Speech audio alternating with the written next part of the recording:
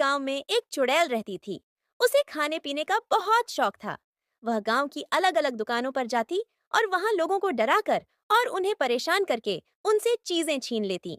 लोग उसे लालची चुड़ैल कहकर बुलाते थे। एक दिन वह गांव की सबसे बड़ी दुकान की तरफ जाने लगी। अरे नहीं, ये तो मेरी ही दुकान की तरफ आ रही है।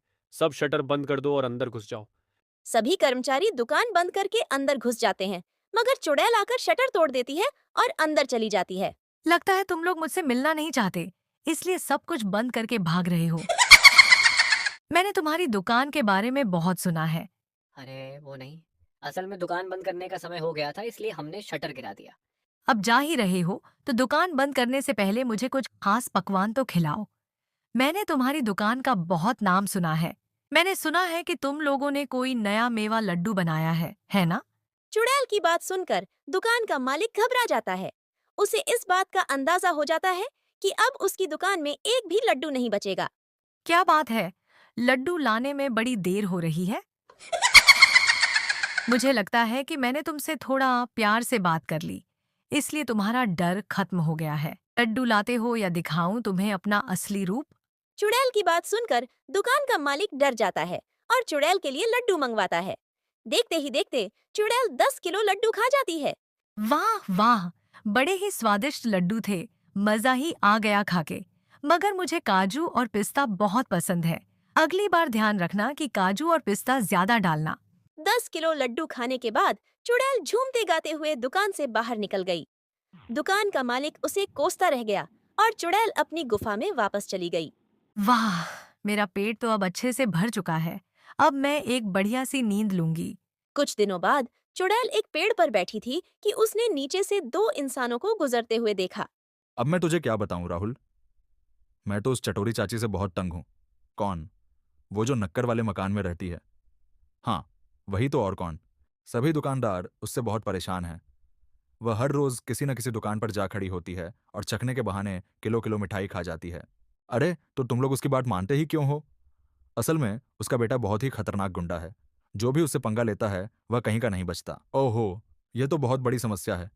इसके लिए हमें बहुत जल्द कुछ ना कुछ करना होगा, नहीं तो हमारी दुकान भी घाटे में जाएगी। इन दोनों की बात सुनकर चुड़ैल पेड़ से नीचे उतर आती है और वे दोनों उसे देखकर डर जाते हैं।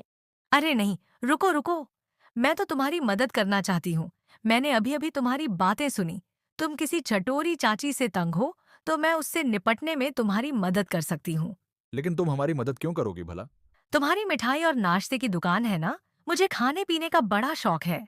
तुम मेरी मदद के बदले मुझे महीने भर का खाना पीना दे देना।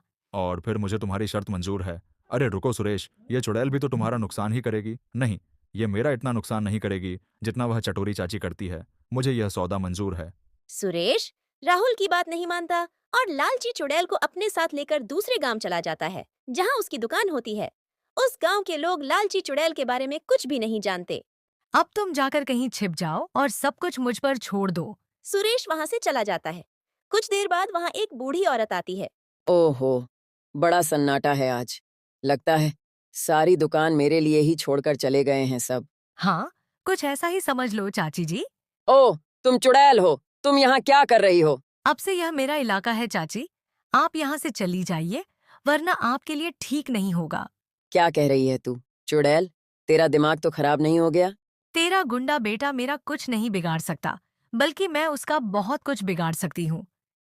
इसीलिए मैं कह रही हूँ, यहाँ से चली जा। यह कहकर चुड़ैल मिठाई का एक डिब्बा उठाकर खाने लगती है और चाची को चिढ़ाने लगती है। चाची अपना अपमान देखकर वहां से चली जाती है और घर जाकर अपने गुंडे बेटे को यह सब बताती है। आज तक किसी ने मेरा इतना अपमान नहीं किया बेटा।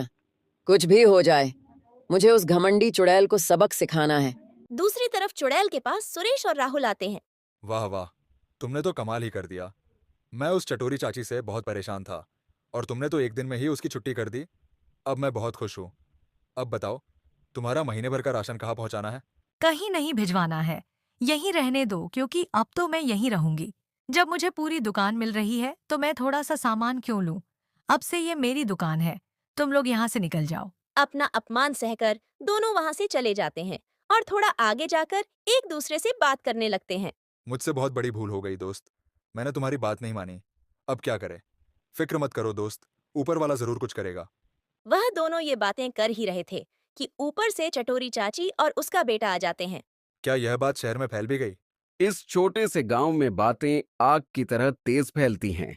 अब तुम यह बताओ कि तुम्हें हमारी मदद चाहिए या नहीं। अच्छा ठीक है, मुझे मंजूर है, बस तुम उसे भगा दो। सुरेश की बात सुनकर चाची और उसका बेटा वहां से चले जाते हैं और अगली सुबह एक ट्रक लाकर उसकी दुकान के सामने खड़ा कर देते हैं, जिसमें 50 तरह की विभिन्न मिठाइयाँ होती हैं। वाह वाह, ये इतनी कमाल की खुशबू कहाँ से आ रही है? ये खुशबू तो मुझे अपनी तरफ खींच रही है।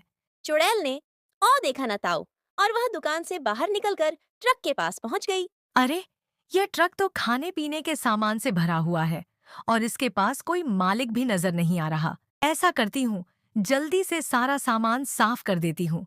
मेरी तो सुबह सुबह अच्छी पेट पूजा हो जाएगी। जैसे ही चुड़ैल अंदर घुसकर मिठाइयाँ खाने लगती है, चाची और उसका बेटा पीछे से आकर ट्रक का दरवाजा बंद कर देते हैं और चुड़ैल अंदर कैद हो जाती है। इतने में सुरेश और राहुल भी वहां आ जाते हैं। चाची का बेटा राहुल और सुरेश को मारने के लिए आगे बढ़ता है तो उसे पुलिस का सायरन सुनाई देता है। पुलिस का सायरन सुनकर चाची और उसका बेटा डर जाते हैं।